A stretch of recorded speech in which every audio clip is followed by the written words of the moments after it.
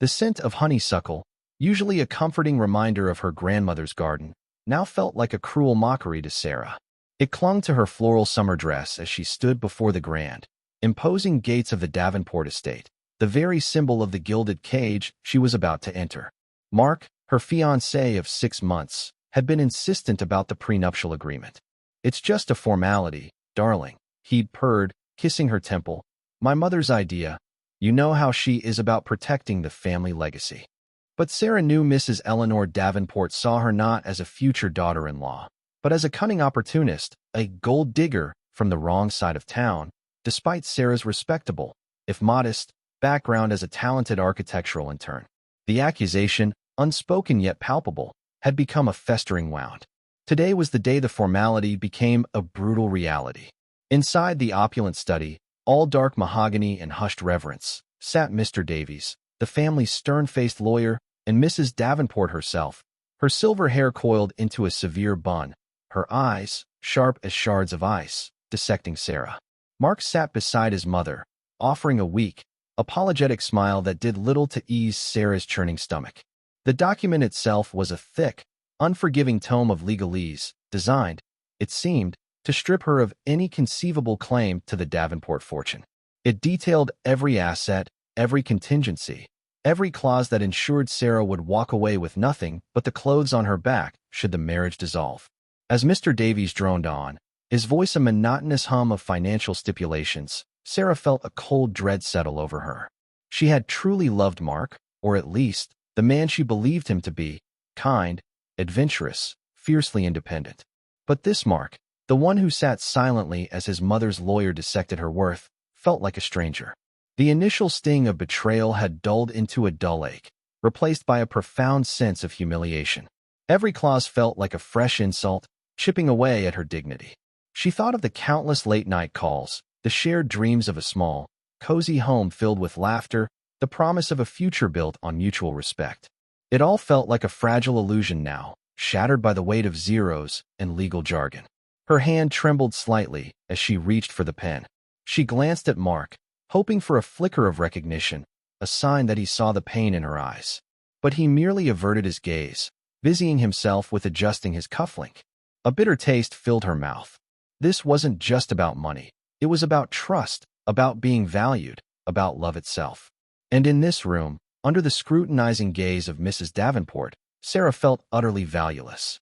With a deep, shaky breath, she scrawled her signature across the dotted line. The ink felt cold, permanent, sealing her fate as the woman who had nothing to gain. A faint, triumphant smirk played on Mrs. Davenport's lips. "Excellent," she purred, her voice dripping with satisfaction. "Now, we can proceed with the wedding preparations, knowing everything is in its proper place." Sarah pushed back from the table, her heart heavy, the honeysuckle scent now a distant memory, replaced by the bitter tang of resentment. She had signed the prenup, but the woman walking out of that study was not the same hopeful bride-to-be who had entered. This was a woman awakened, bruised but resolute, a woman who knew she deserved more than mere crumbs from a gilded table. The real game, she realized, had just begun. The wedding was a spectacle of understated opulence, a carefully curated affair that whispered wealth rather than shouting it. Sarah moved through it like a ghost, a beautiful, smiling apparition. The emerald dress from the prenup signing was long gone, replaced by a simple, elegant ivory gown that felt less like a dream and more like a costume. Every compliment on her appearance felt hollow, every congratulation on her marriage a stark reminder of the contract that bound her, not to Mark, but to the silence of her own growing resentment. Life in the Davenport mansion was suffocating. Mrs. Davenport, now officially her mother-in-law, treated Sarah with a chilling politeness, a veneer of civility that barely masked her contempt.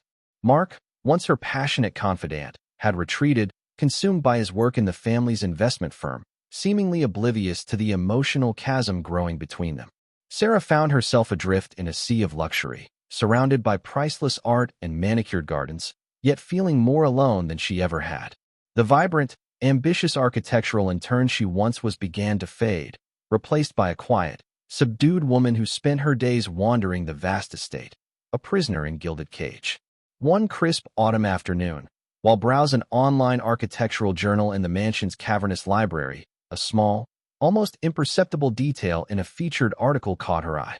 It was a profile of a reclusive, yet legendary, real estate mogul and philanthropist named Elias Thorne. The article detailed his latest, groundbreaking urban development project, Project Verdant, a sustainable city initiative that promised to revolutionize urban living. What truly seized Sarah's attention, however, was a grainy, decades-old photograph accompanying the piece. It showed a younger Elias Thorne standing beside a woman with strikingly familiar eyes, her mother. A jolt, sharp and undeniable, shot through Sarah. She remembered the whispered stories from her grandmother, the hushed tones about her mother's mysterious early life before she met Sarah's father, a kind but ultimately ordinary man. Her mother had always been reticent about her past, especially about her family. "They weren't my people," she'd simply say, a shadow passing over her face. Could it be? Could Elias Thorne, the elusive billionaire, be her grandfather? A frantic search ensued. Sarah delved into online archives, cross-referencing names, dates, and obscure details. The pieces slowly began to click into place, forming a mosaic of a life her mother had deliberately kept hidden. Elias Thorne had a daughter, a headstrong young woman who had defied him by running off with a charming, penniless artist, Sarah's father. Disowned, she had started a new life, never once returning to the world of her birth. But the truth, Sarah now realized, was far more complex. It wasn't just defiance. There had been a profound rift, a deep hurt that had driven her mother to sever all ties. The discovery was a maelstrom of emotions. Confusion, anger, a profound sense of betrayal by her own family for keeping such a monumental secret. But beneath it all, a fragile seed of something else began to sprout. Hope. Not hope for wealth, but hope for understanding, for answers, for a connection to a part of herself she never knew existed. And then, a colder, harder thought began to form. A thought of poetic justice. She thought of the prenup, the humiliation, Mrs. Davenport's sneering triumph. The thought of confronting Elias Thorne, not as a desperate plea for recognition, but as a silent, powerful statement, began to consume her. What if the woman they dismissed as a gold digger had roots deeper and far more powerful than their old money could ever imagine? The notion sparked a fire within her, a quiet, fierce determination that had long been dormant. The game wasn't just about survival anymore. It was about reclaiming her dignity, her worth, and perhaps, with the help of a secret billionaire grandfather, showing the Davenports the true cost of their contempt. The day Sarah decided to act, a profound calm settled over her. Gone was the timid woman who had signed the prenup. In her place stood someone resolute, armed with a truth far more potent than any legal document.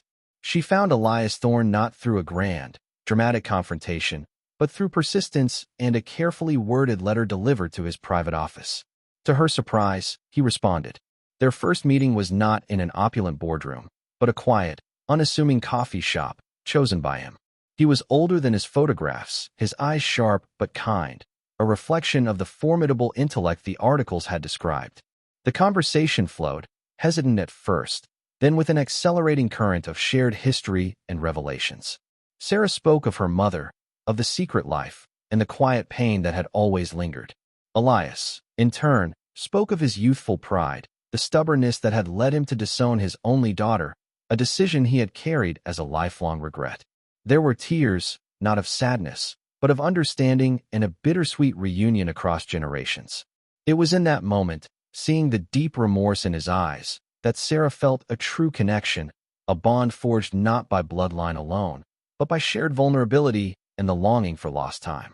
She wasn't seeking his fortune, but his acknowledgement, and in his embrace, she found it. Elias Thorne, a man who built empires, was not one to stand idly by when his newfound granddaughter was wronged. He understood the implications of the prenup, the subtle cruelty of the Davenports' treatment. He didn't desire to destroy them, but to impart a powerful lesson about true worth. His actions were swift and strategic, moving with the quiet efficiency of a king chess player. He didn't directly engage with the Davenports. Instead, a series of discreet, yet devastating financial maneuvers began. Investments crucial to the Davenport family's portfolio suddenly became untenable. Key clients, without explanation, began to shift their allegiances to Thorne's burgeoning Project Verdant, drawn by its innovative vision and Thorne's unparalleled reputation. The Davenport family's once unshakable financial pillars began to show cracks, then fissures. The inevitable confrontation occurred weeks later. Mark and Mrs. Davenport, their faces etched with confusion and a growing panic, confronted Sarah in the mansion's drawing room. The air crackled with unspoken accusations. "What have you done, Sarah?" Mrs. Davenport demanded, her voice shrill, her usual composure shattered. "Our investments, our clients, it's all falling apart." Mark, pale and agitated, stared at her with a mix of fear and dawning realization. Sarah met their gaze, her expression calm, her emerald dress replaced today by a simple, elegant navy suit that subtly mirrored the quiet power she now held. "I haven't done anything," she said, her voice steady. "But my grandfather has." The words hung in the air, a stunning revelation. Mrs. Davenport gasped, her hand flying to her mouth, her eyes widening in genuine terror as the pieces clicked into place. The disdained gold digger was, in fact, the granddaughter of Elias Thorne, a man whose wealth dwarfed theirs, and whose influence was boundless. The shock on their faces was palpable, transforming into a chilling regret. They saw not the woman they had disparaged, but the profound mistake they had made, the immense opportunity they had squandered, and the powerful adversary they had unwittingly created. Sarah felt no triumph, only a quiet sense of vindication. Her positive transformation wasn't rooted in their downfall, but in the discovery of her true lineage and the strength it had given her. She had found her voice, her heritage, and her inherent worth, irrespective of any fortune. Mark, now humbled and desperate, tried to bridge the chasm. "Sarah, please, we can fix this." But it was too late. The threads of their relationship had long since unraveled. Sarah looked at him, not with bitterness, but with a profound sense of closure. "There's nothing to fix, Mark," she said, her voice gentle but firm. "I'm not the woman you married. I'm the woman I was always meant to be." She walked out of the Davenport mansion that day, not with the empty triumph of a gold digger, but with the quiet dignity of someone who had found herself.